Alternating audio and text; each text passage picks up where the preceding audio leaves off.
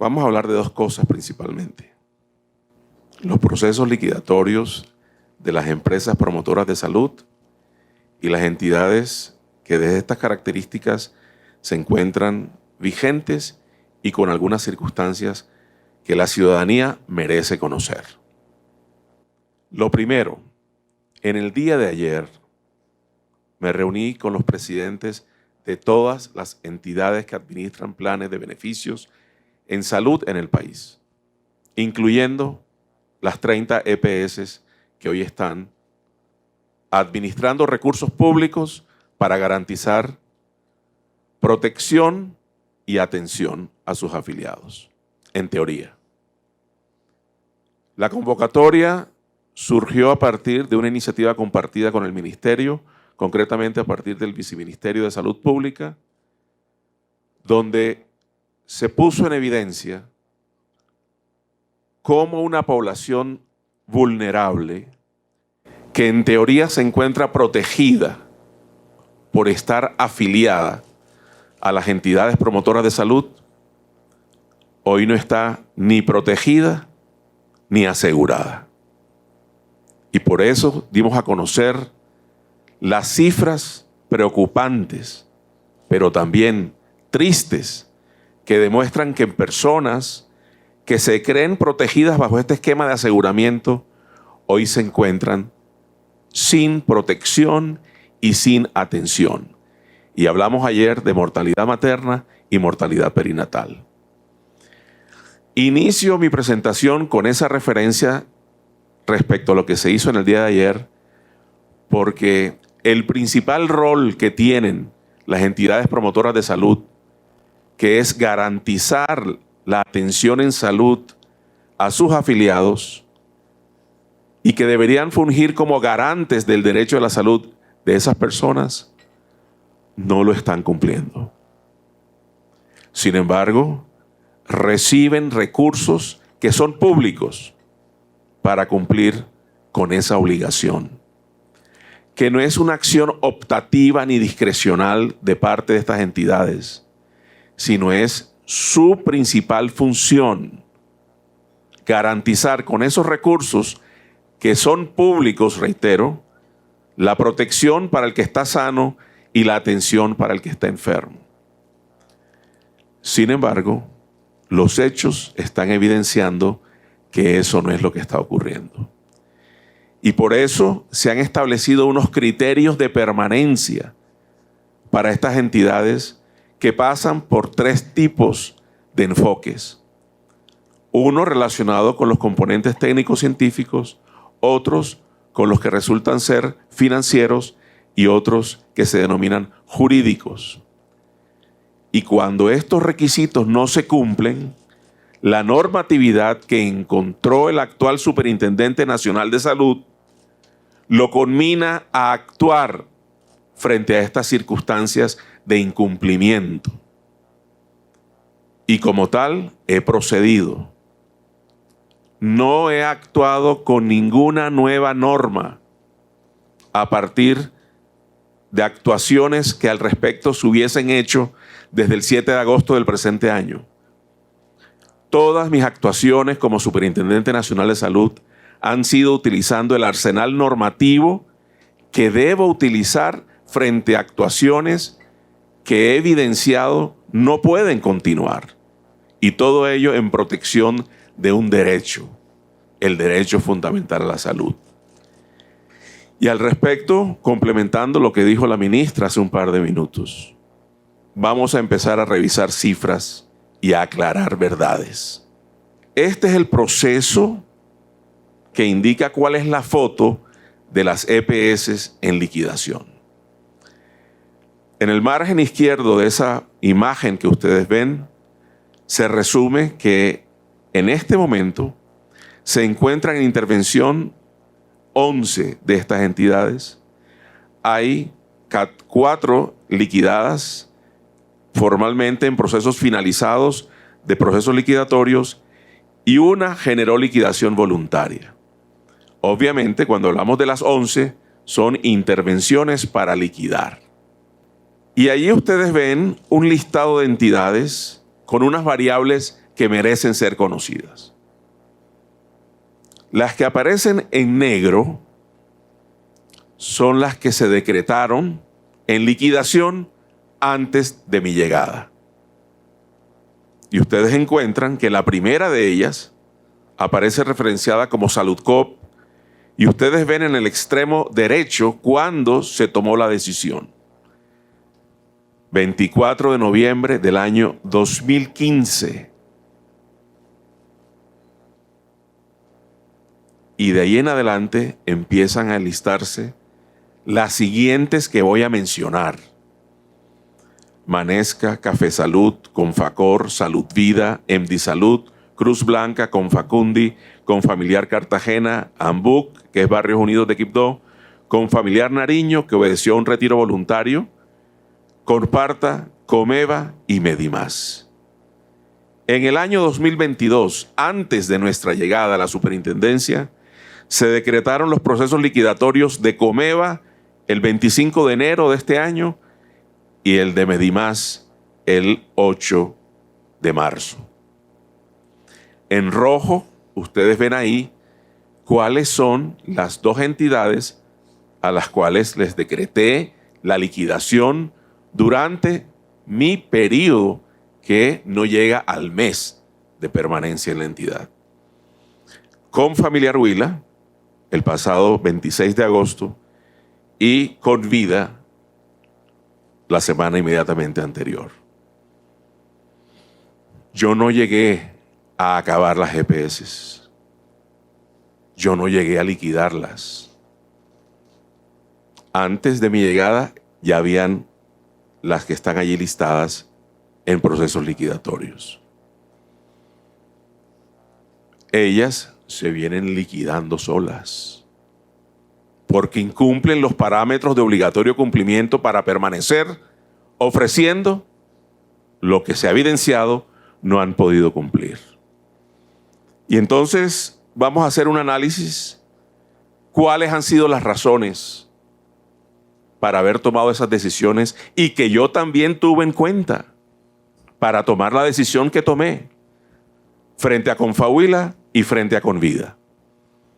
El primer componente es el que hace directa referencia a la razón de ser de la superintendencia. Debe ser el garante del derecho fundamental a la salud de todos los ciudadanos que habitan este país. Entonces, para mí, ese es el primer criterio a informar. Porque cuando una entidad que le dan recursos públicos para que atienda a los dueños de esos recursos no cumple con el derecho que tienen ellos de recibir atención en salud, no puede funcionar. Y ahí tenemos varias de las razones que no permiten que ellas pueden decir que están garantizando el derecho a la salud. Insuficiencia de la red de prestación de servicios. Ante eso no se garantiza, Mafe Carrascal, ni oportunidad, ni integralidad, ni accesibilidad por parte de los usuarios. ACME de JAF. Hay desviación en los indicadores de gestión de riesgo en salud. Con el viceministro Jaime Orrego, ayer evidenciamos cómo las entidades que tienen la responsabilidad de garantizar la atención en salud de sus afiliados no están generando el componente de riesgo poblacional para atender debidamente a la población materna y a la población de recién nacidos. Y tenemos cifras de mortalidad que el ministro reveló ayer que no pueden ser permisibles más en nuestro país. Alfredo Mondragón, se han incrementado las quejas, las reclamaciones, las peticiones, porque no tienen acceso a los servicios de salud quienes están afiliados a esas entidades. Y lo podemos simplificar de una manera muy práctica. Cada día en Colombia se colocan 250 tutelas reclamando el derecho a la salud. Suman 45,000 cada semestre, 90,000 cada año. Y lo más triste es que de esas reclamaciones, óigase bien, más del 70% de esas tutelas no tenían que haber sido colocadas, porque hacen parte del plan de beneficios al que tienen derecho las personas afiliadas al sistema, que solamente encontraron en esta herramienta constitucional la posibilidad que en estrado judicial le dieran el servicio que en su EPS le negaron. Cuando hablamos que no generan gestionamiento del riesgo, también evidencian que no caracterizan la población que tienen. Igualmente, hay una desatención en el componente prevencional. Es que las EPS no solamente tienen que atender al que se enferma. Las EPS reciben un componente financiero que se conoce como unidad de pago por capitación para promoción y prevención para mantener sano a la gente. Y cuando esto se recibe, pero no se gasta en la población, yo no puedo permitir que sigan. Porque esos recursos tienen una destinación específica. Y es para eso que se tienen que utilizar. Pero cuando vemos las cifras que revisábamos ayer, doctor Jaime Orrego, estamos evidenciando que la plata se recibe por las administradoras, pero no se invierte en promoción de la salud de ellas, quienes están afiliados. No hay suficiencia de cobertura en servicios de baja y alta complejidad en varias partes del territorio, ministra. Los recursos, como usted los mostró, son para cubrir en efectivo acceso a la población todo el territorio nacional. Y esto no está ocurriendo. Y lo que cada vez escuchamos, porque ustedes así lo publican, cierres de servicios. ¿Y eso a qué lleva? A que la gente no tenga acceso a los servicios. No se puede permitir que una entidad que recibe recursos no le pague a su red, la red cierre los servicios, sus usuarios no reciban la atención y aún así sigan queriendo permanecer esas entidades como entidades autorizadas para poder seguir recibiendo servicios, pero no atendiendo a las personas. Y existen otros componentes. El financiero. Bueno, hay unos parámetros básicos de medición de permanencia. Capital mínimo, patrimonio adecuado, el régimen de reservas técnicas en inversiones. No se cumple. Aunque, como lo dijo la ministra hace un par de minutos, se flexibilizaron algunas medidas para que pudieran cumplir esas EPS antes de la llegada nuestra. Es de común ocurrencia y por lo tanto de común conocimiento lo que se evidencia en el segundo cuadro. No se están pagando las obligaciones a quienes están atendiendo los pacientes. Y entonces encontramos toda una cifra de cartera que las EPS no están pagando. Y se la voy a mostrar ahora con números. Aquí resumimos la realidad. Y entonces, en la primera columna, donde aparece un círculo verde, son las entidades promotoras de salud vigentes que están en el régimen contributivo. En este momento son 9. Ahí está la cantidad de afiliados que ellas conglomeran, más de 21 millones de personas. Pero cuando revisamos las entidades que están en medidas especiales del régimen contributivo, encontramos que hay una. Las que cumplen con el capital mínimo hay 8 de 9. Que cumplen con patrimonio adecuado, 7 de 9.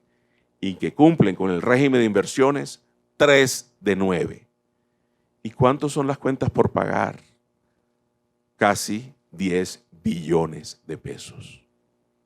Eso corresponde al 44% del total de la cartera que tienen estas entidades. En la segunda columna, que es el círculo azul, son las que están en el régimen subsidiado, que conglomeran 9 millones y medio de personas así afiliadas, y ustedes allí van referenciando cómo solamente 3 de esas que están en ese proceso de régimen subsidiado están cumpliendo frente a los indicadores financieros de obligatorio cumplimiento.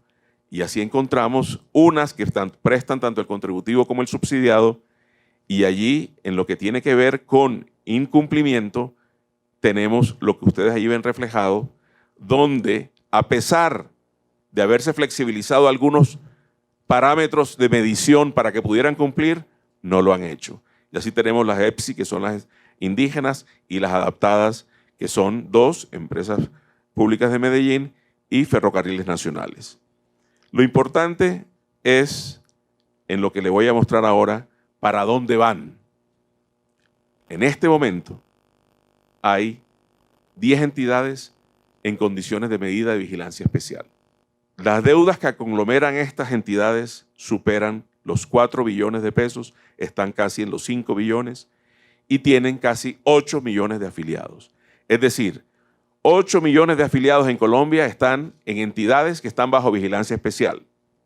Muy probablemente estas entidades deberán tener cambios importantes en el funcionamiento para que se pueda generar la permanencia de ellas, o si no, habrá que tomar medidas, las que la normatividad, frente al incumplimiento de las diferentes características que tienen que reunir en el componente técnico-científico, que es el que genera el respaldo del derecho a la salud, en el componente financiero y en el componente jurídico.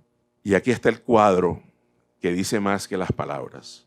Tenemos por tipo de operación, en el régimen contributivo, las EPS que están allí, y allí estoy haciendo público lo que es la medición de los 3 parámetros financieros que son los criterios de permanencia. Y ustedes ven cómo en el primero, que es capital mínimo, casi todas cumplen al corte de julio, menos 2, que son SOS y una entidad adaptada que es Ferrocarriles Nacionales, pero ya para patrimonio adecuado se le agrega Famisanar, y ya cuando entramos al régimen de inversiones, vean esa columna que es más rojo que verde, y lo rojo es lo que incumple, y digamos más bien las que cumplen son Alianza Salud, Salud Mía y Salud Total. Las demás no cumplieron en el régimen de inversiones. Nos vamos al régimen subsidiado y el escenario es peor. Igual para cada uno de los parámetros de medición de permanencia con criterio financiero, y nos vamos al rojo, que es predominante en cada una de las columnas frente a esas EPS del régimen subsidiado, y cuando nos vamos al régimen de inversiones, solamente una cumple. Y cuando revisamos las que están en ambos regímenes, encontramos 3, que son Cosalud, Mutual Ser y la nueva EPS, y las 2 primeras cumplen, y la nueva EPS no cumple el régimen de inversiones. Y cuando revisamos lo que le está pasando a las EPS indígenas, tenemos el cuadro que allí se demuestra, donde solamente una está cumpliendo régimen de inversiones y una está cumpliendo en patrimonio mínimo, y aparece una cuadrícula en blanco que dice sin datos. Sin datos. Entonces, ni siquiera existe una válida entrega de información para hacer la correspondiente verificación y análisis de cifras. Y esto es lo importante. Cuando nosotros, apreciado presidente de la Comisión Séptima de Cámara, revisamos lo que en este año, únicamente en este año, los afiliados al sistema colocaron como solicitudes, quejas, evidencias de no prestación, reclamo por negación, falta de acceso, que documentadas en la Super hay 638.235 hasta el día de ayer. No es una cifra menor. Lo cruzamos con el análisis de esas. ¿Cuántas evidenciaron riesgo de vida? Tenemos el 35%. 35% de personas con riesgo de vida que pretendieron la ayuda de la superintendencia porque estando afiliadas estaban desaseguradas y desprotegidas. Cuando distribuimos por riesgo de vida, de acuerdo al tipo de EPS, tenemos que las que están en el régimen contributivo se cargan de ese 35% el 50% de ese tipo de reclamaciones. Las que están en el régimen contributivo y régimen subsidiado el 28%, las del régimen subsidiado nada más el 21%, y las indígenas esa cifra menor. Pero aquí estamos hablando de 2 cosas. Recursos públicos para cumplir con obligaciones precisas, no optativas ni discrecionales. Aquí las EPS no pueden seguir determinando quién vive y quién muere. Aquí tienen que garantizarle el derecho a la salud de todos sus afiliados. Pero además de ese componente, tenemos enfrente el riesgo de vida que están enfrentando las personas que están afiliadas en esas entidades. Yo espero que esta información sirva para aclarar, primero, que el súper no llegó a liquidar las EPS. Sí llegó a liquidar las EPS que no le garanticen la salud a las personas, porque la normatividad me lo exige. Si no lo hago, quedo omisivo, incumplo el deber funcional y a mí mismo, los entes de control, me van a procesar. Pero lo que no puedo permitir es que alguien continúe bajo la figura de una entidad del aseguramiento, recibiendo recursos y no garantizándole la protección al que está sano ni atención al que está enfermo. Pero tampoco vamos a permitir que con cifras como las que revelamos ayer se sigan muriendo maternas que no tenían que morirse, ni niños recién nacidos que no tenían que morirse. Es un rol que yo asumí y que estoy enfrentando. Pero antes de mi llegada ya habían 14 EPS en procesos liquidatorios. Solo llevo 2, pero vendrán más por la perspectiva que uno encuentra de las que están en procesos de vigilancia especial. Y con eso pienso yo que definitivamente concluyo, pero el mensaje creo que fue patético para ser pedagógico. Muchas gracias.